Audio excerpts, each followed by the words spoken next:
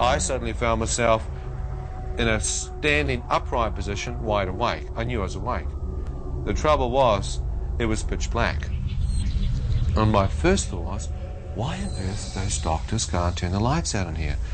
What kind of hospital is this? As I stood there, wondering how long I'd been asleep for and why the lights are out, I thought, well, don't freak out. Let your eyes accustom to the dark. Maybe you've woken up too quick. So I kept looking, thinking my pupils had dilated. No light. Couldn't see a thing. It was pitch black, like a dark room. So, well, okay. There must be some light in here somewhere. So I turned around 360 degrees, checking out to see if there's some light. Couldn't see a thing. As I went out to my right, I couldn't find the wall. I thought, that's weird. Have they moved me? So I started moving back to the left, groping around looking for my beard. Couldn't find it. I thought, great, you idiot, now you've lost your beard. How on earth did you do that? So as I'm groping around physically trying to find my beard, the next thought that comes into my mind is that it's so dark in here, you can't seem to see your hand in front of your face. So I brought my hand up to where my face should be, and it seemed to pass straight through, as if there was no physical form there. I thought, that's impossible. You can't miss your head. I went for my physical body, absolutely nothing. I thought, what the heck's going on? It's like I'm out of my physical form. It's like I'm transparent, yet I have the sensation of being a total human being standing there. Ian, who I am, appears to be standing here. What's happened? And as I stood there, I began to sense something out to my right looking at me. In front of me, I felt like invisible eyes of something or someone checking me out. The darkness had an evil presence, cold, encroaching evil, pervading the atmosphere.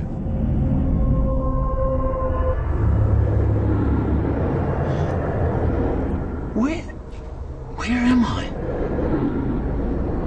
Shut up!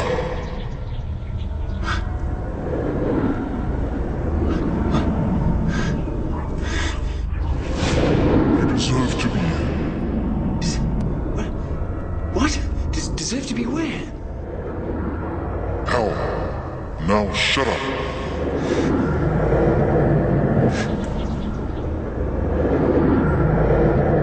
As I stood there, realizing I could actually be in hell, a radiant beam of light pierced through the darkness above me.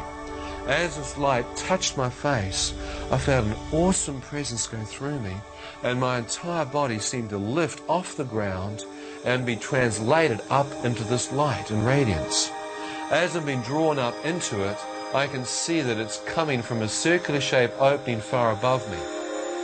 I feel like a speck of dust being drawn towards this light. As I'm being drawn up towards it, I thought, is this real? I looked back over my shoulder, and far beneath me, I could see the darkness. Still not understanding what this light was, I began to move up to the opening, enter it. As I was drawn into the opening, I could now see that it was a tunnel. As I looked along the length of it, I could see the source of the radiance. My first thought is the center of the universe. Look at the light. Look at the power coming from there. As I'm being moved towards it, I watch as a wave of radiance comes up. As this wave of light comes off the source, it touches me, and I feel warmth, comfort. All that kind of fear and darkness just seems to go out of me, and I feel a living light flow through me. Shafts of radiance came out from the central core. It was like a white fire. Phenomenal radiance in the central core. From that, I watched this brilliant light piercing out, and I thought even the stars in the universe, even the constellations must find their energy source from this focal point. What is that light? Is there someone in there surrounded by this radiance? As I questioned that in my own mind, a voice spoke to me from the center of the light. The moment I hear his voice, I recognize it to be the same voice that spoke to me in the ambulance, telling me the Lord's Prayer and whether I'd forgive. And he said, "Ian, do you wish to return? If you wish to return, you must see in a new light." Words appeared in front of my eyes. God is light. and in him there is no darkness at all. I thought, God is light. Could that possibly be God?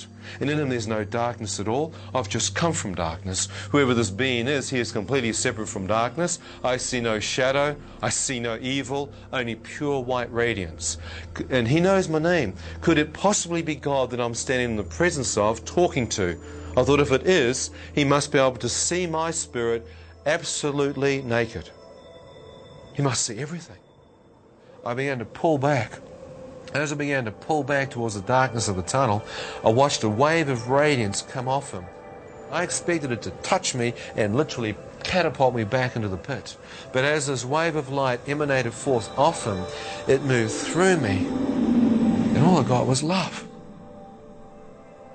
The love was causing me to literally blubber. I was actually just bawling my eyes out. And I could feel an acceptance coming. I said, God, you can't love me. I've cursed you. More love. I said, I've committed all kinds of sins. I've slept around, I've taken drugs. More.